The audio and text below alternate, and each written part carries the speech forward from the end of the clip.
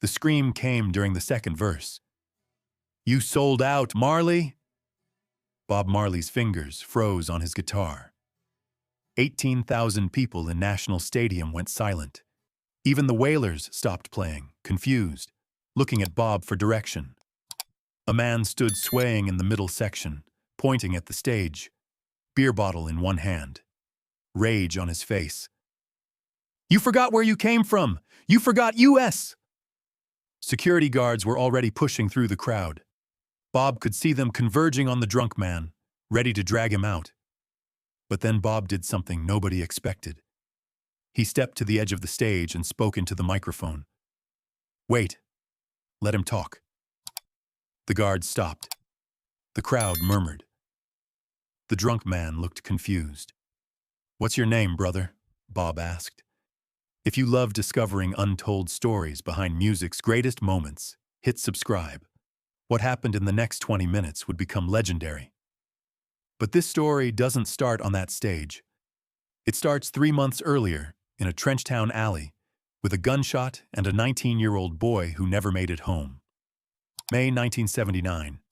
Trenchtown, Kingston. Michael Bigga Thompson was 28 years old when his younger brother Devon got shot.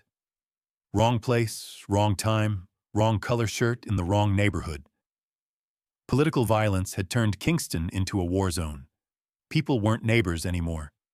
They were PNP or JLP, orange or green, us or them. Cross the wrong street wearing the wrong color, you might not come back.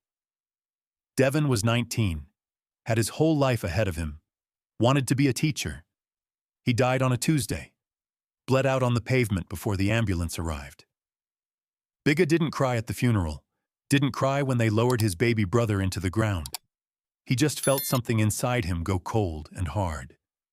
And then he felt angry. At the politicians who'd turned Jamaica into a battlefield. At the men who'd pulled the trigger. At God for letting it happen. But mostly he was angry at Bob Marley. See, Bigga had grown up on Bob's music. Get Up, Stand Up had been his anthem. Redemption Song had given him hope when he had nothing else. Bob was from Trenchtown, just like Bigga, from the ghetto, from struggle. But when Devon died, where was Bob? In London, making albums, living in mansions, safe. Bob sang about revolution, about fighting for the people, about standing up. But when the people were dying in the streets, Bob was thousands of miles away, making music for white audiences. That's what Bigga thought anyway. That's what the alcohol and the grief told him.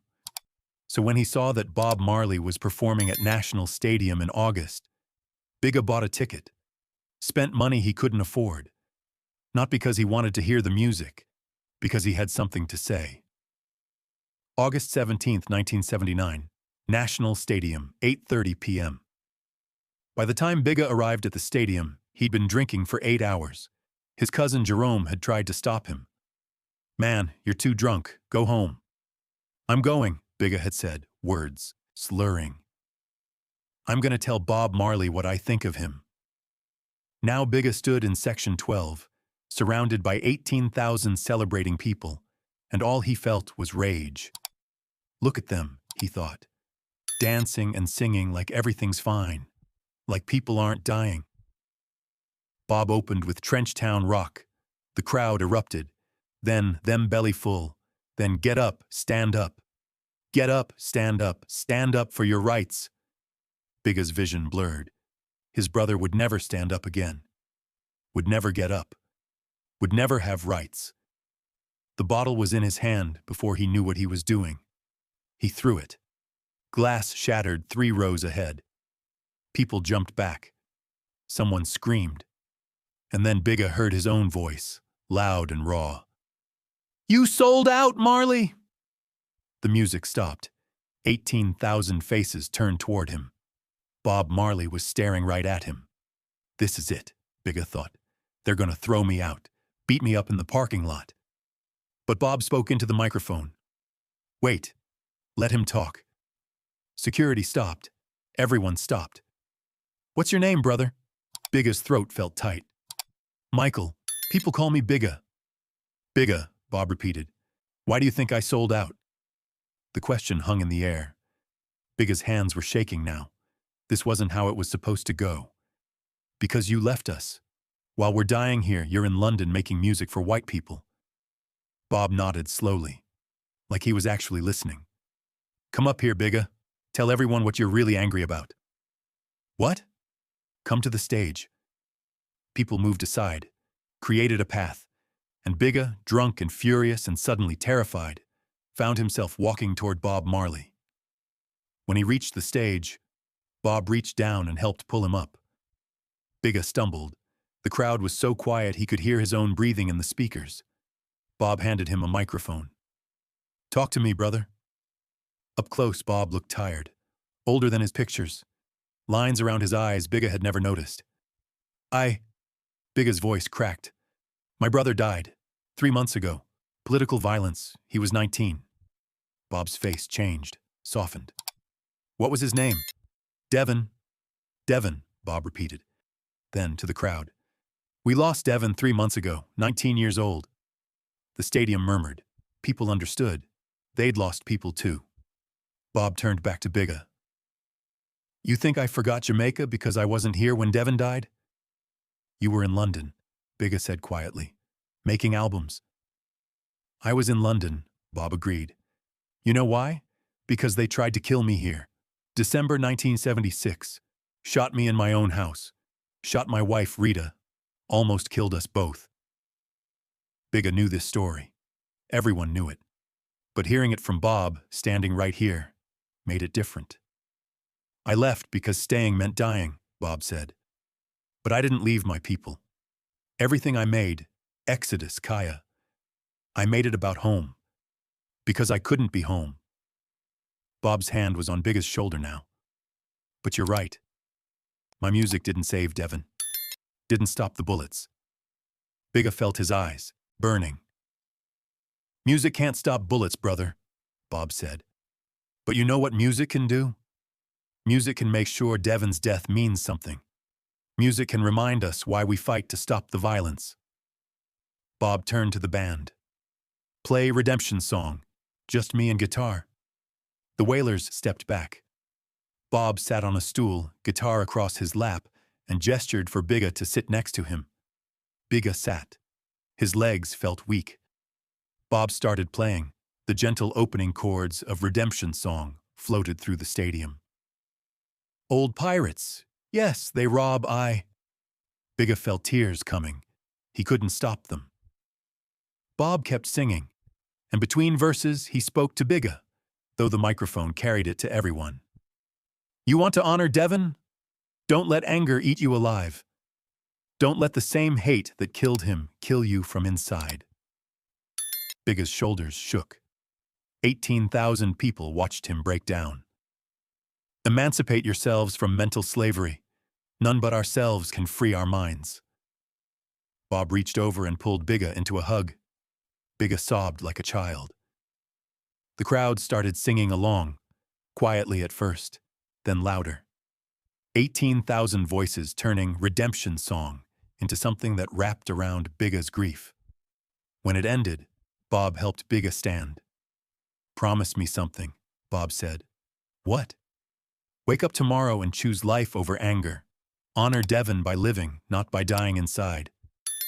Bigga nodded. Couldn't speak, just nodded. Bob walked him to the side of the stage. Security, no longer aggressive, helped him down. The crowd gave Bigga a standing ovation. Not mockery, respect. Bob returned to the microphone. Let's continue. The Wailers launched into One Love. The show went on, but Bigga stood at the side of the stage, still crying, and felt something shift inside him. Something else happened that night that few people know about. After the concert ended, Bob's manager found Bigga backstage. He was sitting on an equipment crate, head in his hands, sobering up fast. Bob wants to see you, the manager said. Bigga looked up, confused. Why? Just come. Bob was in his dressing room, towel around his neck, still in his stage clothes. When Bigga walked in, Bob stood up. Sit down, brother. Bob gestured to a chair. You want some water? Bigga nodded. His mouth was dry. His head was starting to pound. Bob handed him a bottle, then sat across from him. For a moment, neither spoke. "I'm sorry," Bigga finally said. "I shouldn't have—" "Stop." Bob held up his hand. "You said what you needed to say. That took courage." "I was drunk." "You were hurting," Bob corrected. "The alcohol just gave you permission to show it." Bigga looked down at his hands. "I blamed you. For Devon. That's not fair." "Maybe it's not fair," Bob said quietly.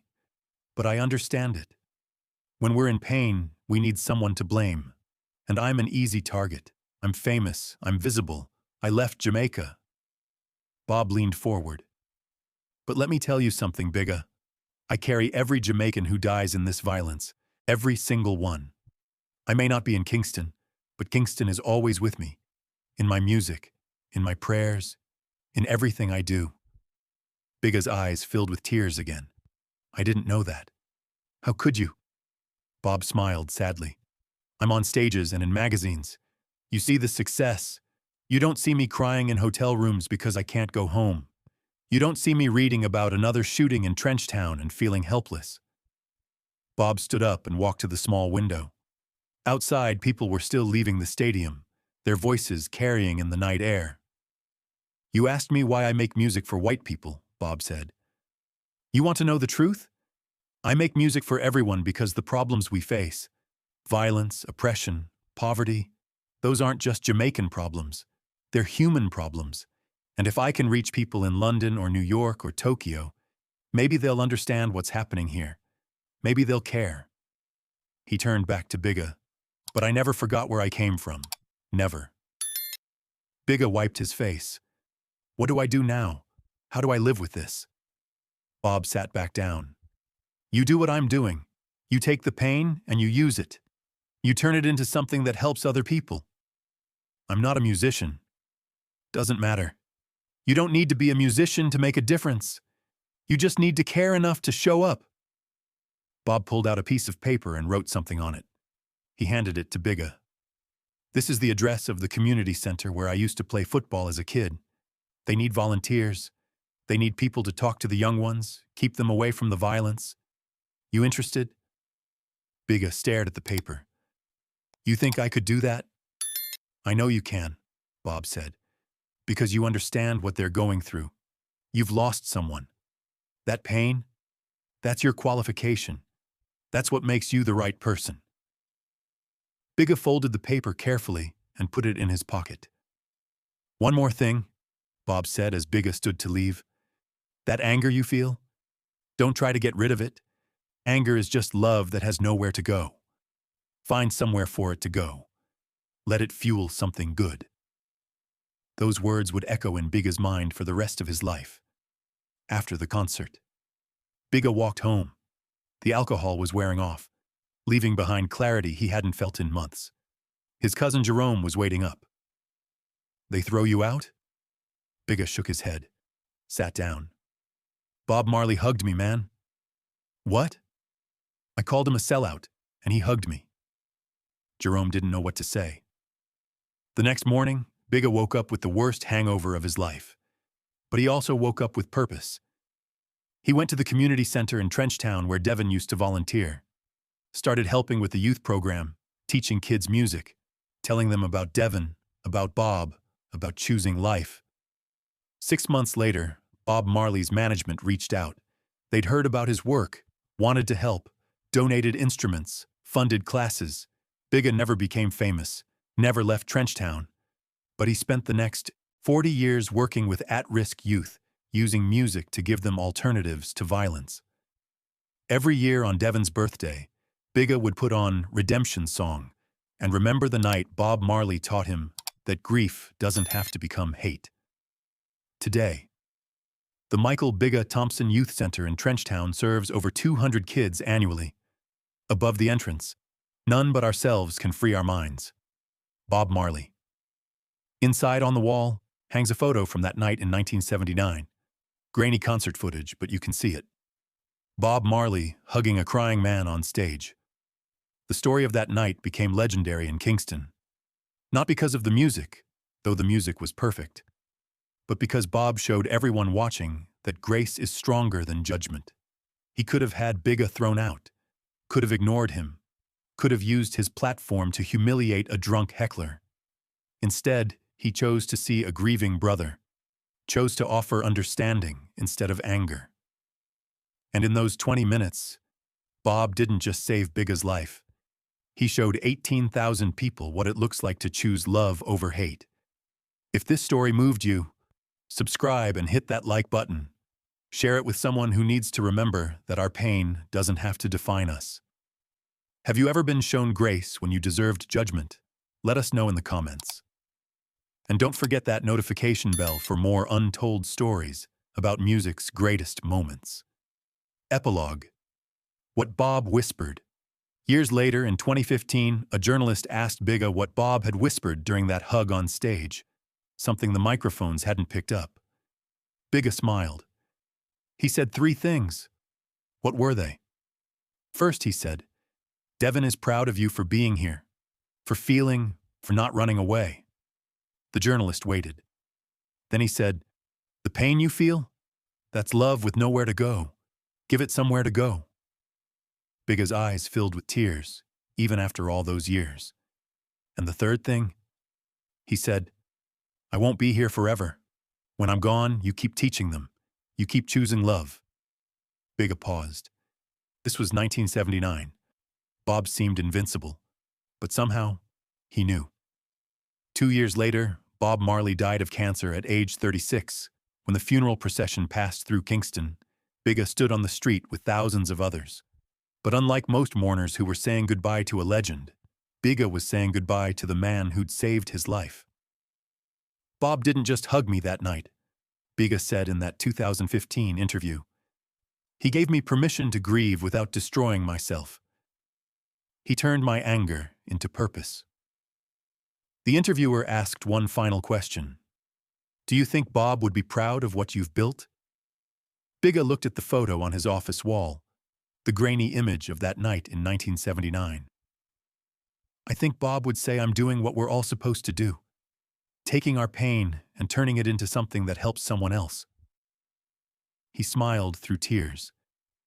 "That's what he did for me. That's what I try to do for these kids every day." The recording studio at the Youth Center, funded by the Bob Marley Foundation, has a plaque above the door. "Music can't stop bullets, but it can heal what bullets break." And underneath, in smaller letters, "In memory of Devon Thompson, 1960-1979, and Bob Marley, 1945-1981. Both gone too soon, neither forgotten." If this story moved you, subscribe and hit that like button. Share it with someone who needs to remember that our pain doesn't have to define us. Have you ever been shown grace when you deserved judgment? Let us know in the comments. And don't forget that notification bell for more untold stories about music's greatest moments.